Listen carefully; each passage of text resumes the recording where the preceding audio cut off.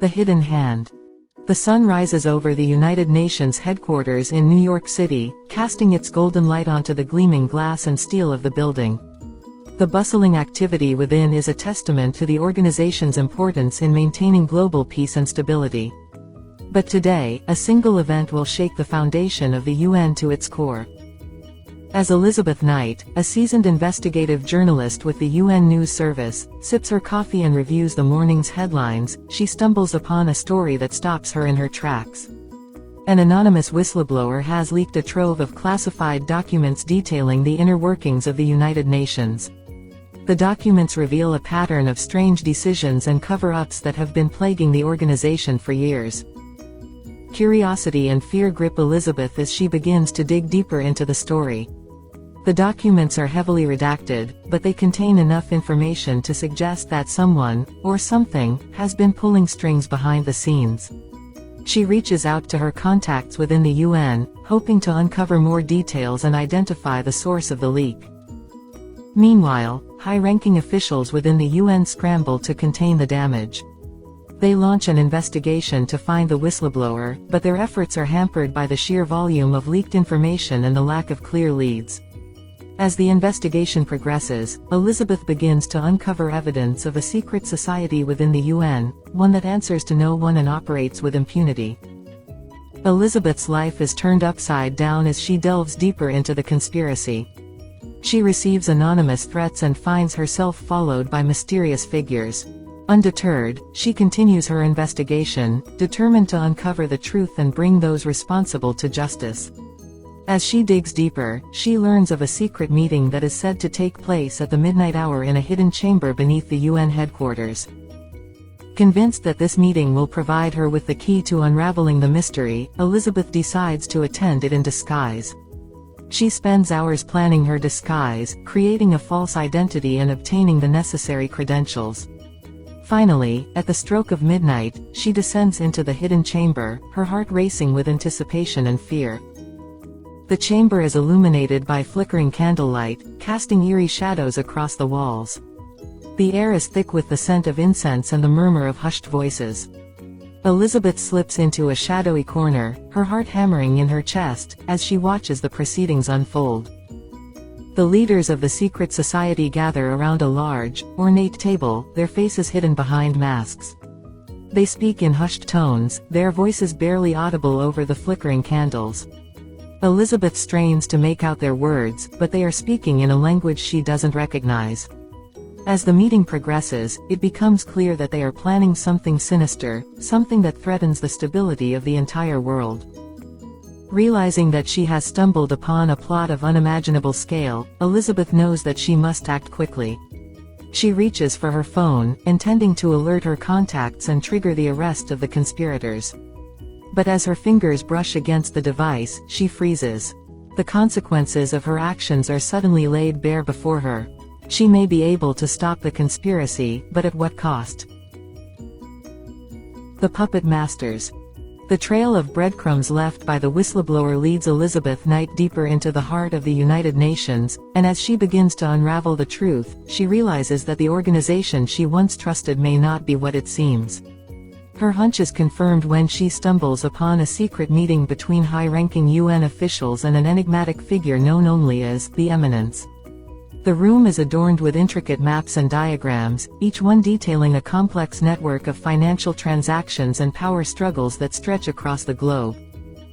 As Elizabeth continues her investigation, she discovers that this network of influence extends far beyond the UN. The World Bank and the International Monetary Fund are also being used as pawns in a larger game, with their decisions driven not by altruism, but by the shadowy figures pulling the strings behind the scenes.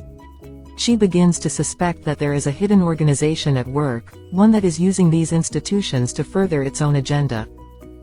Her search leads her to a meeting with an anonymous source, who reveals that this organization is known as the Order.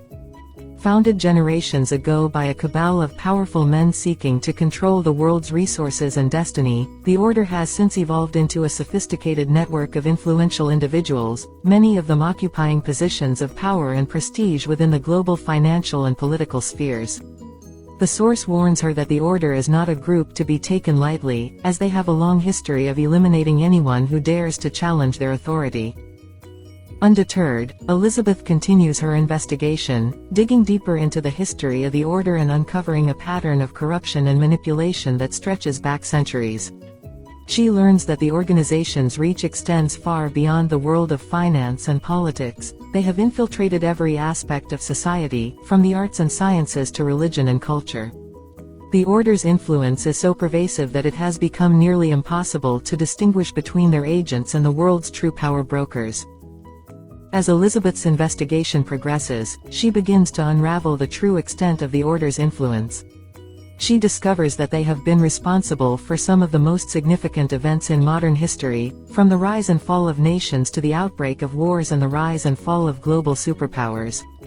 The Order has been pulling the strings all along, using its vast network of influence to create a world in its own image, one where order and control reign supreme, and the will of the few is obeyed by the many. With this newfound knowledge, Elizabeth realizes that she must act fast. The fate of the world may hang in the balance, as the power struggle between the Order and those who oppose them reaches a critical juncture. She knows that she cannot expose the truth without putting herself in grave danger, but she also knows that she cannot stand idly by and let the Order continue to manipulate and control the world any longer. The stakes have never been higher, and the road ahead is fraught with peril. But Elizabeth Knight is determined to see this through to the end, no matter the cost. The future of humanity hangs in the balance, and the fate of the world rests squarely on her shoulders. The Prophets of Doom. The investigation had led Elizabeth Knight to a new frontier in her pursuit of the truth. As she delved deeper into the world of New World Order conspiracy theorists, she found herself surrounded by a group of eccentric but surprisingly well-informed individuals who claimed to have uncovered a vast global conspiracy. They warned her of an impending totalitarian world government, run by a secretive cabal of powerful elites, that would soon enslave humanity under its iron grip. At first, Elizabeth was skeptical. These self-styled prophets of doom often seemed more like crackpots than credible sources. But as she listened to their stories and examined their evidence, she began to see a pattern emerge. They all seemed to be drawing from the same well of information, and many of their claims were corroborated by the classified documents she had already uncovered. She met with her first conspiracy theorist, an elderly man named Edward Wilson, who had spent his entire life researching the machinations of the global elite. His home was a veritable library, filled with books, newspapers, and old manuscripts that he had painstakingly collected over the years. As they sat down at his cluttered desk, Edward handed Elizabeth a battered leather-bound volume, its pages yellowed with age. "This is my life's work," he said, his voice trembling with pride. "I've spent decades piecing together the pieces of the puzzle, and I can tell you with absolute certainty that there is a conspiracy afoot. A conspiracy of unimaginable scale and ambition." Elizabeth flipped through the pages, her eyes scanning the meticulously organized notes and newspaper clippings. She saw references to the Illuminati, the Freemasons, the Knights Templar, and other secret societies that she had heard about before. But what really caught her attention were the references to the United Nations, the World Bank, and the International Monetary Fund. Edward's research seemed to suggest that these institutions were nothing more than fronts for the global elite, their actions guided by a hidden agenda. Over the course of several hours, Edward shared his knowledge with Elizabeth, pointing out connections and patterns that she had never seen before. He showed her how the world's wealth and power had been concentrated in the hands of a few families, and how they had used their influence to manipulate events for generations.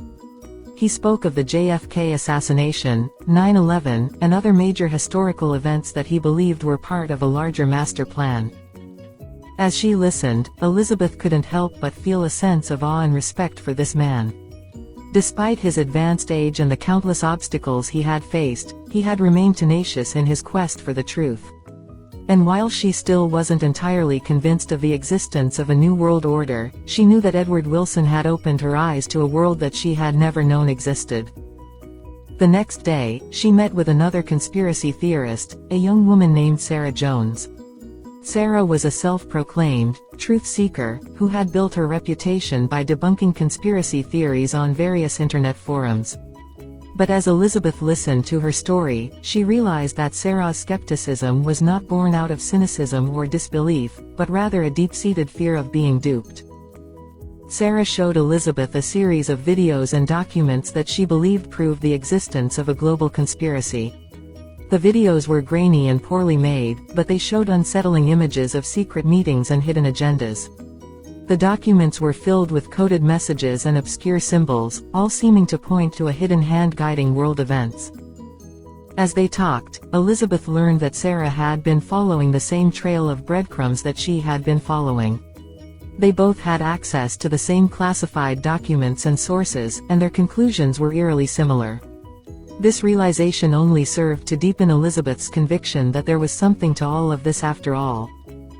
Over the course of several days, Elizabeth interviewed several more conspiracy theorists, each one adding a new layer of complexity to her understanding of the global power structure.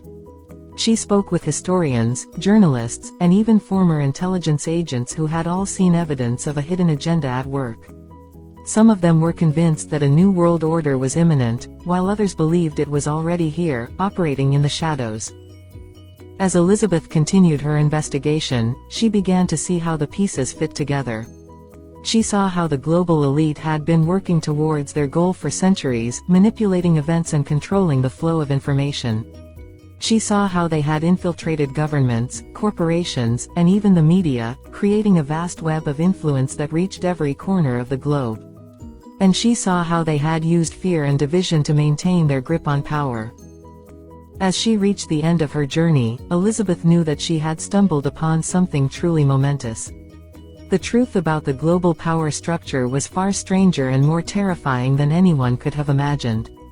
And yet, she also knew that knowledge was power. By exposing the conspiracy to the world, she could help to liberate humanity from the clutches of the New World Order. She sat down at her computer, her fingers poised over the keyboard, ready to share her findings with the world. She knew that what she was about to say would change everything. But as she began to type, she couldn't help but wonder how many people would believe her. The truth is out there, she thought to herself. Now all we can do is hope that enough people are ready to hear it. The geopolitical chessboard.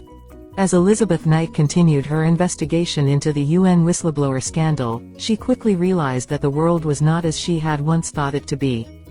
The evidence she uncovered led her down a rabbit hole of geopolitical intrigue, where powerful families and secret societies manipulated global events for their own gain. She discovered that the Rothschilds, Rockefellers, and other elite families had been pulling strings for generations, using their influence to create chaos and conflict that ultimately benefited them. The first family she focused on was the Rothschilds, known as the guardians of the Vatican treasury. They had amassed their fortune in the 18th century by loaning money to governments during the Napoleonic Wars, and had never looked back. Their network of banks and intelligence agencies spanned the globe, allowing them to influence events on a scale that few could even imagine. Elizabeth learned that the Rothschilds had been involved in the creation of the Bank of England, the Federal Reserve, and other central banks, which they used as pawns in their geopolitical chess game. Next, she turned her attention to the Rockefellers, another family with deep roots in the world of finance and industry. They had made their fortune in oil, and had used their wealth to gain control over key industries and institutions. The Rockefellers were known for their philanthropic efforts, but beneath this veneer of benevolence lay a ruthless ambition for power and control. They had funded think tanks, universities, and other organizations that shaped public opinion and influenced policymakers.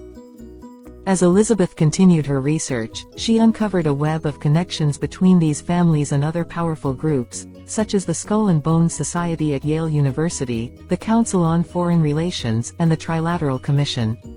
These organizations served as forums for the global elite to discuss strategy and coordinate their efforts. One of the key tools at the disposal of these families was the use of proxy wars and regime change.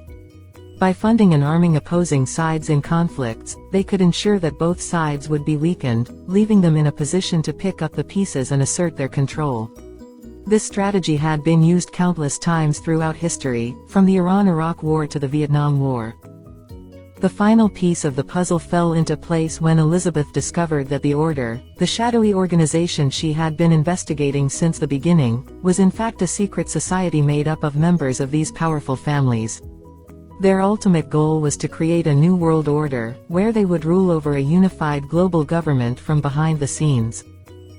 As she began to piece together the full extent of their influence, Elizabeth knew that she had stumbled upon a story that would shake the world to its core. She knew that exposing the truth would come at a great personal cost, but she was determined to see it through. With every step she took, she drew closer to the heart of the conspiracy, and closer to a confrontation with the men and women who would stop at nothing to keep their secrets safe. The echo chamber. As Elizabeth continued to sift through the endless stream of information regarding the New World Order conspiracy theories, she found herself drawn to the historical events that seemed to tie everything together. The creation of the Federal Reserve and the League of Nations were two such events that kept reappearing in her research. She knew that understanding their significance would provide her with a greater understanding of the Order's motivations and the world they sought to create. She began by delving into the history of the Federal Reserve, an institution that had been the subject of countless conspiracy theories since its inception. What many people didn't realize was that the Federal Reserve was, in fact, a privately owned banking system, controlled by a small group of powerful families, including the Rothschilds and the Warburgs. This revelation sent a chill down Elizabeth's spine, as it echoed the same pattern of elite control she had seen in her previous investigations. Next, she turned her attention to the League of Nations, an international organization established after World War I with the aim of preventing future conflicts. However, the League ultimately failed in its mission, and it was eventually replaced by the more effective United Nations. As Elizabeth studied the history of the League, she found that many of its key architects were also members of the global elite, including Col. Edward Mandell House, a close advisor to President Woodrow Wilson, and Bernard Baruch, a powerful Wall Street financier. This connection only served to deepen her suspicions about the true intentions of those who wielded power behind the scenes. Elizabeth realized that these historical events were not isolated incidents, but rather part of a larger pattern of elite manipulation. The creation of the Federal Reserve and the League of Nations had paved the way for the Order's ambitions, giving them the tools they needed to shape the world according to their designs. As she continued her research, she became increasingly convinced that the New World Order conspiracy theories were not mere paranoid fantasies, but rather a distillation of centuries of historical evidence.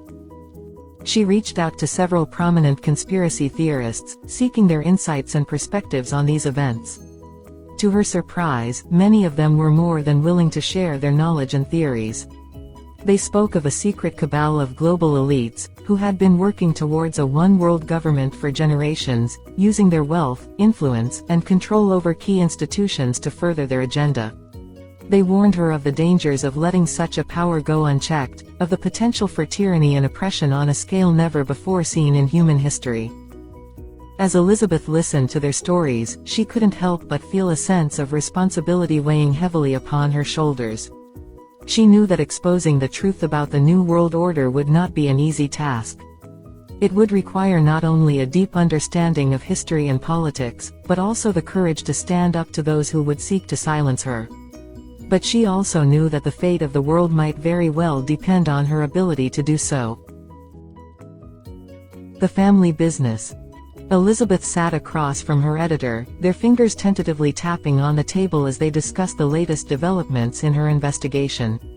The room was filled with the hustle and bustle of reporters and researchers, each one immersed in their own stories, but all with a shared sense of urgency. It had been weeks since she'd stumbled upon the trail of the Bush, Clinton, and Obama families, and she could feel the weight of their discoveries bearing down on her. "So," her editor said, leaning in, "you've uncovered some pretty explosive information about these families. Tell me, what's the connection between them all?" Elizabeth took a deep breath and began to outline her findings. "Well, it starts with the Bushes," she said. George H.W. Bush, the 41st President of the United States, was a member of the Skull and Bones Society at Yale University. This secretive group has been accused of everything from occult rituals to eugenics. But what's more relevant is that it's been a breeding ground for powerful political families. She paused, glancing up at her editor before continuing.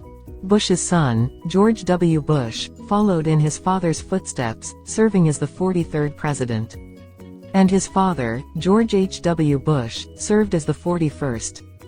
But they weren't the only ones. Elizabeth took out a piece of paper and began to sketch out a family tree. See, the Bushes are intermarried with the Walkers. George H. W. Bush's grandfather was a senator from Maine, and his great-grandfather was a congressman. And the Walkers, they've been in politics just as long. You have George H. W. Bush's son, Neil Bush, who's been on the boards of several major corporations, and his brother, Jonathan Bush, who was the CEO of a healthcare company. And then there's George W. Bush's daughter, Barbara, who's married to Craig Coyne, who's also in politics. She looked up again, seeing the dawning realization in her editor's eyes. And it doesn't stop there, she continued. The Clintons are just as deeply entwined. Hillary Clinton's father was a successful textile businessman, and her husband, Bill Clinton, was the 42nd president. But it's their daughter, Chelsea, who really takes the cake. She's married to Mark Mizvinsky, who's a hedge fund manager, and their wedding was reportedly the social event of the decade. And let's not forget about their son-in-law's brother, Andrew, who's a politician in his own right. Elizabeth's editor sat back in her chair, shaking her head in disbelief. And Obama, where do they fit in? The Obamas are a bit more removed from the immediate family connections, Elizabeth explained, but they have their own web of relationships. Barack Obama's mother was an anthropologist, and his father was a Kenyan economist. His maternal grandfather was a furniture salesman, and his paternal grandfather was a cook. And of course, there's Michelle Obama's family, which has its own share of political influence. But what really ties it all together is the fact that they were both mentored by former Chicago mayor and Obama confidant, Rahm Emanuel. She paused, allowing the weight of her words to sink in. You see, these families aren't just well-connected. They're intermarried. They're intertwined. And they've been involved in politics and governance for generations. It's not just about power, it's about family business. The Debunkers. The season finale opens with a sense of urgency as Elizabeth Knight, the investigative journalist, realizes that she has stumbled upon a far-reaching conspiracy that threatens the very foundation of the global order. The trail of evidence she's been following has led her to the heart of a disinformation campaign designed to discredit anyone who dares question the order's agenda. She knows that time is running out, and the fate of the world hangs in the balance. Elizabeth decides to confront one of the key figures in the conspiracy, a former intelligence agent turned professional debunker. His name is Thomas Barnes, and he has made it his life's work to expose what he sees as the ridiculous conspiracy theories surrounding the New World Order. Elizabeth arranges a meeting with him, hoping to learn more about the inner workings of the disinformation campaign and maybe even enlist his help. As they meet in a quiet cafe, Elizabeth is struck by the man's air of authority and self-assurance. He exudes an aura of control that makes her feel like she's the one on shaky ground. So, Miss Knight, he says, taking a sip of his coffee, you've stumbled upon the great conspiracy, have you? His tone is mocking, but there's a glint in his eye that suggests he's enjoying the game they're playing. Elizabeth decides to come right out with it. I've seen the evidence, she says, her voice steady despite her mounting anxiety. I know about the connections between the UN, the World Bank, and the shadowy organization you call the Order. I know that powerful families like the Rothschilds and the Rockefellers have been pulling strings for generations. And I know that the global elite are using propaganda and disinformation to keep the rest of us in the dark. Thomas Barnes chuckles softly, shaking his head. Oh, dear, he says, where do I begin? He takes another sip of his coffee, savoring the moment. Let me tell you, Miss Knight, the world is a complex place. There are always going to be people who want to make sense of it, to find patterns where none exist. And there will always be those who profit from keeping others in the dark. It's human nature, really. Elizabeth feels her temper rising, but she forces herself to remain calm. Then why did you agree to meet with me? She asks, her voice measured. Why not just ignore me like everyone else? Thomas Barnes leans in, lowering his voice. Because, he says, I've been watching you. I've seen the work you've done, the connections you've made. And I think you're on the right track. But you're missing something. Something vital. He pauses, waiting for Elizabeth to respond. She swallows hard, feeling a mixture of relief and suspicion. And what is that? She asks, her voice barely above a whisper. Thomas Barnes takes a deep breath, then continues. The truth, my dear, is not always what it seems. There are those who would twist the facts, spin the narrative, to serve their own ends. They are the true conspirators, the ones who seek to control our minds and shape our reality. And they are far more dangerous than any shadowy cabal of global elites.